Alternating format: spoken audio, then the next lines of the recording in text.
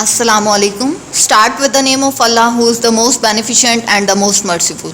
I hope you all are fine and safe at home. Today is our review lecture of Maths Class K6.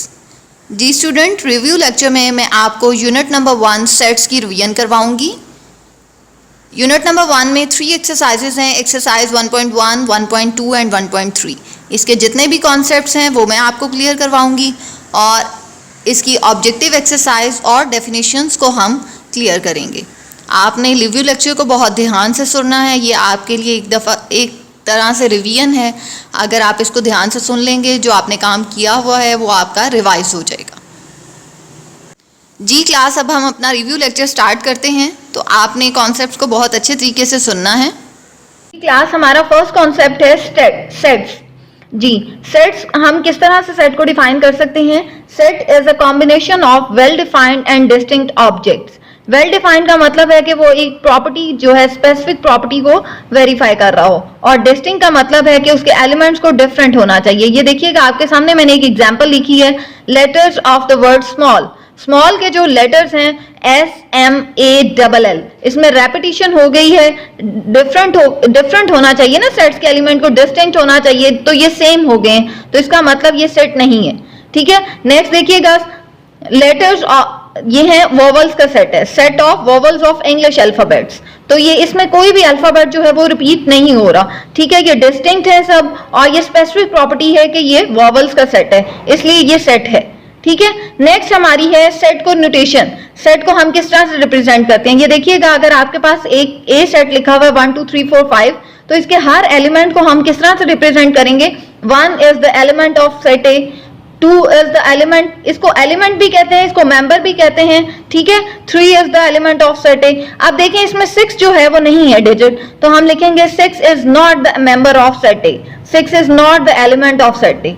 ठीक है, next देखिएगा, next class हमारी symbolic form. Set को symbolic form में इसी तरह represent करते हैं। ये देखिएगा, आपको क्वेश्चन आ जाए 1 is not the member of set ई, तो इसको रिप्रेजेंट इस तरह से करेंगे, O is not the member of set is member of. ठीक है, इसके ऊपर लाइन नहीं लगी हुई, तो इसको हम कहेंगे O is the member of set W। Lahore is an element of set P। ये आपने एक्सरसाइज में इस तरह के क्वेश्चंस किए थे, मैं वही एग्जांपल्स जो है आपको यहाँ पे रिप्रेजेंट करवा रही हूँ। नेक्स्ट देखिएगा, डिस्क्रिप्टिव फॉर्म। ये भी आपकी एक्सरसाइज का ही क्वेश्चन है। सेट को डिस्क्रिप्टिव फॉर्म में किस तरह से लिखते हैं? जी, डिस्क्राइब करना होता है आपने। कोई भी आपके सामने अगर कोई सेट लिखा हुआ है, फर्स्ट 6 नेचुरल नंबर्स का सेट, अगर आपको लिखा हो 1 2 3 4 5 एंड 6, तो आपने लिखना है इसको डिस्क्रिप्टिव फॉर्म में, set of first 6 natural numbers. Next, set of odd numbers, set of 4 family members. ये डिस्क्रिप्टिव फॉर्म की एग्जाम्पल्स हैं। नेक्स्ट देखिएगा, टेबुलर फॉर्म क्या होती है, जिसमें आप सारे एलिमेंट्स को रिप्रेजेंट करते हैं। तो देखिएगा, यही example, set of first 6 natural number, तो मैंने ये टेबुलर फॉर्म में हम इस तरह से लिखेंगे।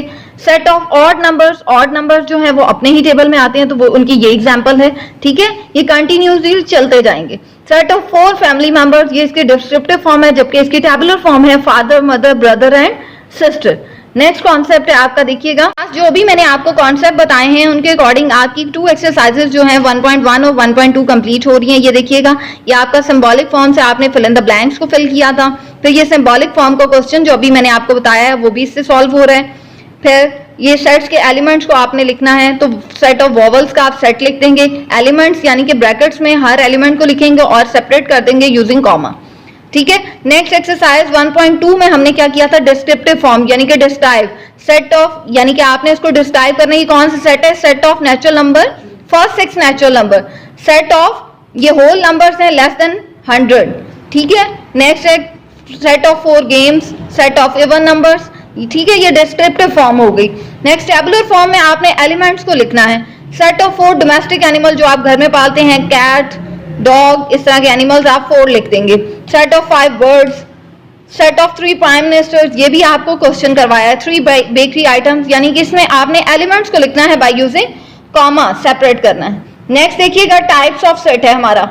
जी क्लास, नेक्स्ट कॉन्सेप्ट है types of set. First type है फाइनाइट सेट। फाइनाइट सेट कौन से सेट होते हैं? जिनके एलिमेंट्स को आप काउंट कर सकें। ये देखिए, ए सेट जो लिखा हुआ है उसमें 5 एलिमेंट्स हैं, उनको आप काउंट कर सकते हैं, 1 2 3 4 5। बी सेट है सेट ऑफ वोवल्स, इसके भी आप एलिमेंट्स को काउंट कर सकते हैं, 5 एलिमेंट्स हैं इसमें। नेक्स्ट टाइप है इनफाइनाइट सेट। इनफाइनाइट सेट कौन से होते हैं? जिनमें अनलिमिटेड नंबर ऑफ एलिमेंट्स हो, जिनके आप एलिमेंट्स को आप काउंट नहीं कर सकते। ठीक है, ये देखिए ओ सेट जो है ऑड नंबर्स का सेट है, इसका आपको लास्ट डिजिट नहीं पता, ये अनलिमिटेड है। ठीक है, ये इनफाइनाइट सेट होगा। नेक्स्ट आपका कॉन्सेप्ट है एम्प्टी सेट। एम्प्टी सेट कौन सा होता है? जिस एम्प्टी मींस खाली, जिसमें कोई भी एलिमेंट ना हो। The set of 100 feet tall boy, ऐसा कोई भी बॉय नहीं होगा जिसकी हाइट जो है वो 100 फीट हो, ये एम्प्टी सेट है, इसमें कोई भी एलिमेंट नहीं होगा। The set of days of 25 hours, 25 hours तो होते ही नहीं है, 24 आवर्स होते हैं, इसलिए इसमें भी कोई भी नंबर ऑफ डेज नहीं आएगा। ठीक है, नेक्स्ट आपकी एग्जांपल है single turn set. Single turn, single से आपको पता चल रहा होगा जिसमें सिंगल एलिमेंट हो, ऐसा सेट जिसमें सिंगल एलिमेंट। तो उसकी एग्जांपल्स देखिएगा, ए जो है सिंगल एलिमेंट लिखा हुआ है, 11 सिंगल नंबर लिखा हुआ है और 1/2 ये सिंगल टर्न सेट्स की एग्जांपल है। नेक्स्ट देखिएगा इक्वल और इक्विवेलेंट सेट। देखिएगा दो सेट अगर आपके सामने हो, 1 2 3 4 एक सेट है, दूसरा सेट बी सेट है, ए बी सी डी, इनमें 1-to-1 कॉरेस्पॉन्डेंस जब होगी तो ऐसे सेट इक्विवेलेंट सेट्स होंगे। इनके एलिमेंट सेम नहीं हो सकते लेकिन 1-to-1 कॉरेस्पॉन्डेंस इनमें हो सकती है, यानी कि सेट ए का फर्स्ट एलिमेंट सेट बी के फर्स्ट एलिमेंट के साथ, 2 सेकंड एलिमेंट सेकंड के साथ, थर्ड के साथ और फोर्थ के साथ, कोई भी एलिमेंट जो वो बच नहीं रहा। ठीक है, इसलिए ये इक्विवेलेंट सेट की एग्जांपल है। नेक्स्ट देखिए इक्वल सेट्स कौन से होंगे? इक्वल सेट ऐसे सेट जिनके एलिमेंट्स भी सेम हो, तो ऐसे सेट्स को इक्वल सेट्स कहेंगे। जैसे ये देखिए इसका 1 जो है वो दूसरे सेट में भी मौजूद है, 2 जो है वो भी है, 3 भी है, 4 भी है, यानी कि एलिमेंट्स भी सेम होने चाहिए, तो ऐसे सेट्स को हम कहेंगे इक्वल सेट्स। नेक्स्ट देखिएगा जी सबसेट और सुपरसेट। जी आपके सामने एक एग्जांपल है, उसमें ए सेट है 2 4 6 8 10 और बी सेट है 1 2 3 4 5 6 7 8 9 10। ठीक है, अब इसमें आपको देखते ही नजर आ रहा है कि ए सेट जो है उसमें बी सेट के कुछ एलिमेंट्स मौजूद हैं, इसका मतलब बी सेट जो है बड़ा सेट है, सुपर सेट है। तो हम लिखेंगे ए जो है वो छोटा सेट है इसलिए इसकी तरफ बैक है, तो A is the subset of B. ठीक है, इसकी ये सिंबॉलिक फॉर्म है, A is the subset of B. ठीक है, और अगर आपने सुपर सेट को लिखना है तो आप लिखेंगे बी और बी की तरफ इसका फेस खोल देंगे, B is the super set of A. Next देखिएगा प्रॉपर और इम्प्रॉपर सेट। प्रॉपर और इम्प्रॉपर की एग्जांपल देखिएगा, एक ए सेट आपके सामने मेंशन है और एक बी सेट मेंशन है, ए ओ यू। इसका मतलब है बी सेट के कुछ एलिमेंट जो है वो ए में मौजूद है लेकिन 2 एलिमेंट नहीं है, 2 elements are not present, so हम लिखेंगे A is the proper subset of B. Proper subset है, अगर सारे एलिमेंट मौजूद होते तो हम कहते हैं कि ये इम्प्रॉपर सेट है, लेकिन अब 2 एलिमेंट मौजूद नहीं है इसलिए ये प्रॉपर सबसेट है। यहाँ हमारे कॉन्सेप्ट क्लियर हो गए। नेक्स्ट अब मैं आपको 1.3 में बताती हूँ कि हमने जो कॉन्सेप्ट पढ़े हैं उनका यूज कहाँ कहाँ पे हुआ। देखिएगा अभी मैंने आपको एम्प्टी सेट का बताया जिसमें कोई भी एलिमेंट मौजूद ना हो, तो आपने इस क्वेश्चन को उससे सॉल्व करना है। The set of English between U and B, U and B के दरमियान कोई भी एलिमेंट नहीं होता इसलिए ये एम्प्टी सेट है, आपने एम्प्टी सेट लिख देना है। फाइनाइट और इनफाइनाइट का बताया, फाइनाइट के एलिमेंट्स को आप काउंट कर सकते हैं। ठीक है, number of days in a year हमें पता है ये 365 डेज होते हैं, इसलिए ये फाइनाइट सेट की एग्जांपल है। नेक्स्ट देखिए इनके अनकाउंटेबल यानी अनलिमिटेड नंबर है इसलिए इनफाइनाइट लिखा हुआ है। ठीक है, ये क्वेश्चन उससे होना था। नेक्स्ट देखिएगा इक्विवेलेंट और नॉन इक्विवेलेंट। इक्विवेलेंट में 1-to-1 कॉरेस्पॉन्डेंट, अगर इसके 2 हैं तो इधर भी 2 होने चाहिए थे लेकिन नहीं, इधर 3 है इसलिए ये नॉट इक्विवेलेंट है। इधर 2 है, इधर भी 2, 1-to-1 कॉरेस्पॉन्डेंस हो रही है इसलिए इक्विवेलेंट है। नेक्स्ट देखिएगा इक्वल सेट। इक्वल में मैंने आपको कहा था कि दोनों एलिमेंट्स को भी इक्वल होना चाहिए, सेम होने चाहिए। एलिमेंट्स ए है तो उधर भी ये बी भी प्रेजेंट है, सी भी प्रेजेंट है, डी भी प्रेजेंट है और ई भी, तो ये इक्वल की एग्जांपल है। ठीक है, नेक्स्ट देखिएगा अब आपने इनको ऐड करके देख लेना है क्या ये बी जो है सेट ए के इक्वल आ रहा है, अगर आ रहा है तो ये इक्वल सेट की एग्जांपल है। ठीक है, नेक्स्ट देखिएगा जी क्लास 1.3 का भी मैंने आपको ओवरव्यू दे दिया। आप ये एक्सरसाइज को बहुत ध्यान से एक दफा से देख लें, प्रैक्टिस कर लें। अब हम करेंगे इस चैप्टर की ऑब्जेक्टिव एक्सरसाइज की रिवीजन। जी क्लास देखिएगा ये ऑब्जेक्टिव एक्सरसाइज है, इसमें फर्स्ट क्वेश्चन है आंसर द फॉलोइंग क्वेश्चन। आपने सेट को डिफाइन करना है, फिर इसका क्या मतलब है, what is meant by the symbol this, इसका मतलब है belongs to, is a member of, और नेक्स्ट है 2 फॉर्म्स फॉर डिस्क्राइबिंग, डिस्क्राइब करने की सेट को डिस्क्राइब करने की 2 फॉर्म्स कौन सी हैं, डिस्क्रिप्टिव और टेबुलर फॉर्म, जो हमने एक्सरसाइज 1.2 में पढ़ी है। What is meant by the word distinct, distinct का क्या मतलब है, डिफरेंट। नेक्स्ट देखिएगा एक्स और वाई 2 सेट हैं, are these sets are equal, equal set में एलिमेंट्स भी इक्वल होने चाहिए, ए बी और C, yes these 2 sets are equal.